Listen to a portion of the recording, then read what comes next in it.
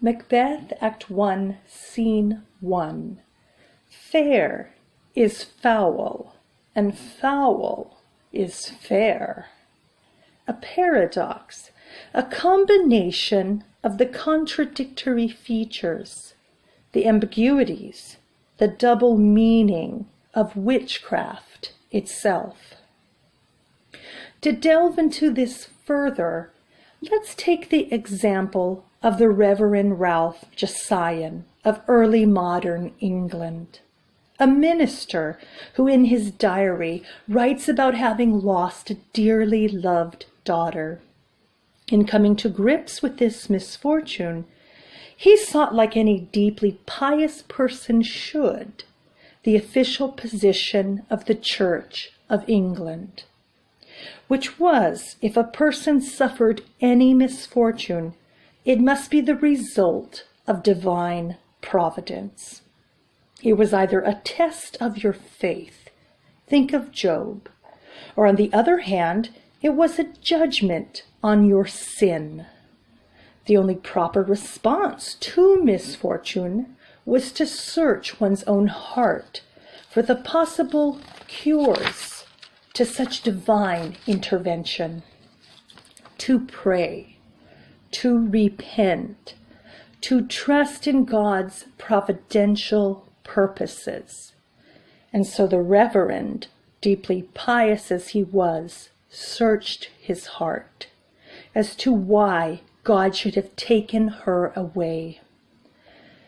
And he came to the conclusion that it was because he had neglected his clerical duties, because of his enthusiasm for playing chess. He had played chess too much. God had taken his daughter.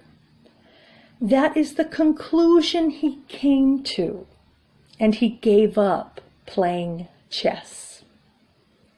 Now, to many, this fair is foul. Little wonder, then, that if these were the official teachings of the Church, that the greater part of the population preferred to explain their misfortunes in terms of their neglect of protective magic, or perhaps the malevolence of evil spirits and malicious neighbors. But to the Church, this fair is foul.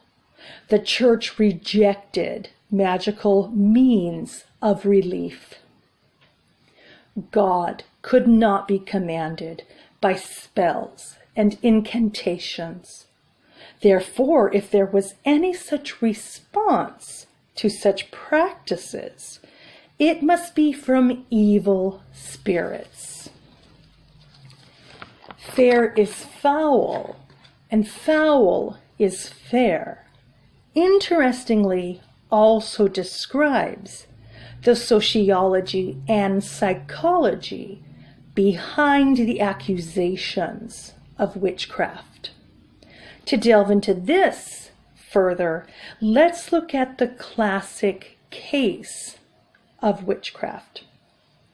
The classic circumstances of witchcraft in Shakespeare's day.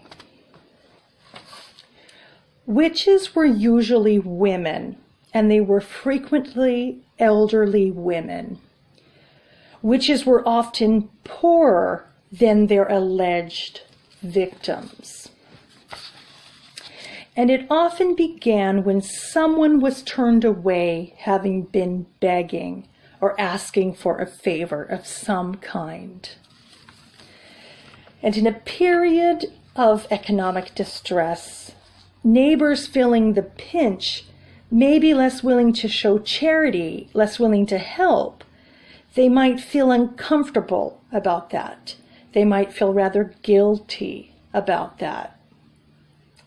That might prey on their minds and make them sensitive to misfortunes, which they saw as the revenge of people to whom they had refused charity. people who had perhaps cursed them. Accusing such a person of witchcraft was a way of severing their responsibility, assuaging their feelings of guilt, transferring it to the accused witch. Guilt is relieved. Foul is fair. But relief is accusation. Relief is execution. Fair is foul. A paradox, a combination indeed of the contradictory features, the ambiguities, the double meaning of witchcraft itself.